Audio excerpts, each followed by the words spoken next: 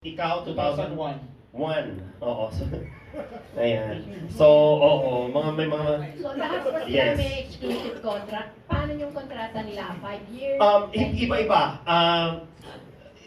Iba-iba talaga. Like si Donita, sa film ko lang siya minamanage. Hindi siya sa TV, meron siyang sariling ano niya. Oo. At saka sa mga vlog at saka sa social media. So, meron siyang sarili. Sa film, dun ko lang siya i-manage. Katulad ni Johnny Rivas, meron siya sa TV, sa Signal, kasama siya yung bagong yung action serye ng Signal. Hindi ko siya minamanage doon. Puro sa film lang sila. So paano mo film and theater. i-build up itong mga ang dami nila? So anong mga priority? Anong mga unahin? Tita Linda, kasi ganito, maraming nangangailangan ng talents ngayon. Okay, sa mga, ang dami-dami, lalo na ngayon, sorry to say this, pero parang nabubura na yung pangalan, yung stardom. It's more on the talent. Most especially now that we are heading towards the social media, ano na talaga, ng pag-content, no? Paggawa ng mga content. Kaya, we are capitalizing not on the name, but on the talents ng mga artists namin. So all of them are triple threats, meaning they can sing, they can dance, they can host, they can act. And yun yung maganda sa mga artists namin dito. At siguro rin, kaya I'm trying to build up kasi nagkaroon ng mga ako kasi I'm also getting, kasi you know that I'm directing and I'm producing films as well. Tapos kumukuha ako ng talent coordinator para kumuha ng talents. So naisip ko, bakit pa ako kukuha ng talent coordinator pagkatapos nagdidirect ako ng film, magkakasama tayo sa pag-shoot namin, hirap na hirap ako kasi kinukuha ng talent coordinator. Alam naman natin na hindi ganun ka-talented yung iba. Sabi ko, I have my own talents na ang gagaling, pero hindi ko kinukuha. Kasi nga, nasa teatro sila, pero sabi ko, why not do this?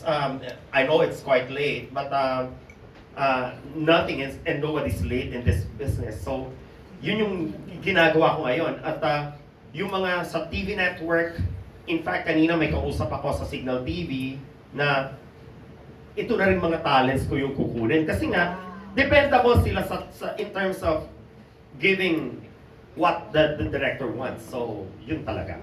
Magagaling kasi sila eh. Ang isang patunay, itong recently, yung Hiwaga, kasi nga, kailangan namin ng mga zombie. Nag-try ako. In fact, yung iba sa inyo, nakapanood, nakapag-set visit eh. Hirap na hirap yung talent sa binibigay. Kasi nga, zombie. Di ba sa Korea, ang gagaling ng mga zombie? Ang gagaling nila. So, nung tirinay namin yung mga talents na binibigay ng TC, hirap na hirap. Pero nung sinabi ko, kayo na nga lang, tinawagan ko bigla yung mga artist ko dito, nagpunta sila ng Bulacan, ang dali lang namin sinut lahat. At ang gagaling ng mga zombie namin. So, sabi ko, yun actually, that prompted me to create this kind of thing. I know that I don't need this anymore. Parang hindi, ang gusto ko na lang, sabi ko nga, itong mga batang ito, ang dami nilang mga nakukuhang trabaho na hindi ko na kailangan ng percentage. Alam mo yun? Ang gusto ko lang, mabigyan ko sila talaga ng maraming opportunities. I don't need any percentage. So anong bawal sa mga talent? Wala. Roman Perez, so supposed to be here right now, kaya lang bigla siya naglipat ng bahay sa Irod. Kinukuha niya si Sofia yung nasa likod. Si Bea, for Viva Max. Sabi niya, anong bawal? Sabi ko, wala. Okay. Sila ang didesisyon or what? Hindi. In theater, we have done everything. If you are quite aware with what is happening in this experimental studio, we have done theater plays here na may nudity. Yung iba sa inyo nakapanood na, di ba? Sila, kayo. Walang restrictions. You know, because in theater, we want to serve the arts. As long as there is what I call reason for doing it, we will do it. But if there's no apparent reason, why would we do it? What I'm telling you is this. We want to check the script first if it's necessary. If it's necessary, then we will do it. Diba? Because as an artist, as an actor, the duty of an actor is just to serve the story. We are just vessel for a story to be told. So kung kailangan ng istorya na magubad sila, magubad sila. Pero kung hindi kailangan, if it's superfluous, if it's wala lang, just for the sake of showing flesh, then we will not do it. Kaya kung ang tanong mo, tita, kung may restrictions, wala pong restriction. Kaya nilang gawin as long as the script and the producer as well as the director can prove to us that it's quite necessary for them to do it, then we will do it. How about live? Ay, wala po. Wala. Hindi po ako makikialam. Hindi ako makikialam. By the way, Chris is married to my love team, Adele. Okay? Kayo pa ito niyayakap, hindi pala ito. Hindi. Ito ang asawa ni Chris. At ito kalabing ko since early on in theater. No? At may anak sila. No? So, sila yung mag-asawa ng matagal na panahon. Wala kong pinagbabago. Off limits sila, kaya ang malablay nila, hindi pinakikialaman. Hindi po ako old school. As long as they can deliver, I don't care about their love life, about their personal affairs. Kasi why would I, ang dami ko pong problema, tita.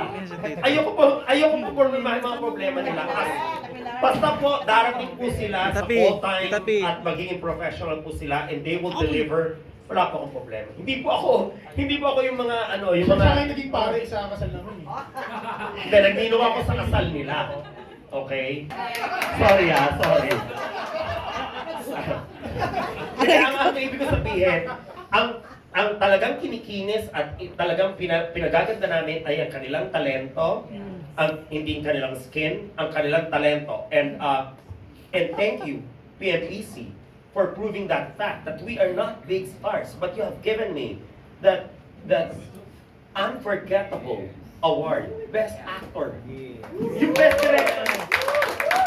Director, kaya kong idig yun eh. Pero yung dinawardan niyo ko ng Best Actor, that is unbelievable for a mainstream award-giving body to give that to somebody like me. Pero nangaras kayo. Isa yung sa mga nagpatunay sa akin at yung FAMAS. Okay? Isa yung sa nagpatunay sa akin na open na tayo sa ganitong klaseng sistema. Lalo na yung social media nga iba na eh. Nag-iba na talaga. Nag-iba na ang laban. So, yung kalaban ko nga, si Daryl Yap, gusto ko rin siyang papurihan dahil sa sentiments. Sumikat yon, lumaki. Pero wala siyang kilala na star. Right? At hindi ko sinasabi, naku, baka ma-quote niyo naman. Na siya yung inspirasyon ko kaya ako ginawa ito. Inaano ko lang yun, sinasabi ko lang yun, because it's a fact, no? Kaya sila Donita, alam natin, si Donita at si Tekla ang talagang bumuhay ng pandemya sa atin. Yes. They were not big stars during that time. Sorry to say pero hindi sila mga Bea Alonso, hindi sila mga Piolo Pascual, lalo na si Tekla, putang ina. Di ba? Pero sila yung nagbigay sa atin. Sila yung nagbigay sa atin ng kasiyahan during the pandemic. Right? So, sabi ko, it's about time that we open this management and we want to capitalize more on the talents of the artists. Ang Tatak Vince Tanyada kasi, ano siya, nagtitiwala siya sa aktor. No? Nilalabas every time, tandaan ninyo, no? Ang pagtatanghal, ang pinakamagandang workshop. Kung mapapansin ninyo sa mga workshops namin, lagi kami nagtatanghal. Nag-eksperimento kami sa aming sarili. Ano pwede namin mailabas? Paulit-ulit, hanggang sa maintindihan namin yung aming sarili. At mawawala ang aming hiya, nagtatransform kami sa pagiging isang artista. Na tunay na artista. So, hindi lamang nagpapaganda. No? Hindi lamang, alam niyo yun, na nakikita ninyo ngayon sa telebisyon, di ba?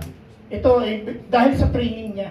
Pinakabata. Bilang isang pinakabata po tsaka bago sa industriya, first time ko pong umarte.